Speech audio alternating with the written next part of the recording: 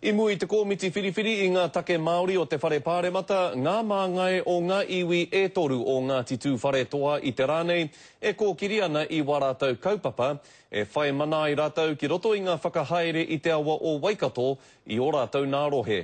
Ko te oranga tonutanga o te awa o Waikato, te pūtake o ngā kōrero I hāngai ki mua I te aroaro o te komiti whiri a te kāwanatanga. Ko tērā e ārikahia ana I te poari kaitiake o ngā awa o te arawa, te tere ngātu kē o te whakamanahia o te pire nei te pai ngātu. Whai tautoko atu ana I tērā kāre I tō roahia te wā e Eugene Berryman, mema mo te rūnanga o Ngāti Kearoa me Ngāti Tuarā ki Horohoro. Ki tā rōku mihi nui te pouarahi mo te poari kaitiake o ngā roto o te arawa. He awanga nui mo te aukatia mai o te pire I whakahokia mai ai ngā roto o te arawa, arā ki waho o te pire nei. Nā te mea e toru atu o aua roto, kei raro ke I te kaunihera tai ao o Waikato. Kei te pai te hai, engari ko tā mātou te poari kaitiake o tātou mōna, e kāo me ho mai tētahi tūru.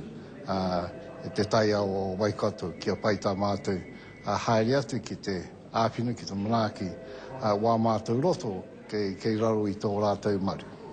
Te whakahau anoa te poari o te taumata wiwi, arā kia ōrite te whai taumata o Ngāti Koro ki Kahukura hapu, ki te poari whakahaere o te awa o Waikato. Me te tono atu ki te krauna, kia whai tūru Ngāti Koro ki Kahukura, I runga I te poari kaitiaki, e ki ana Waikato River Authority. Engari ko te taniwha o te rā, I ahu mai a Gifford McFadden, māngai mo te kāhui rangatira o te hunga whai pāmu o Rotorua, Taupō. Well, look, we've got 3 iwi there. We've got a really good relationship with them and hopefully they value our relationship with them as well. And we want to make the future.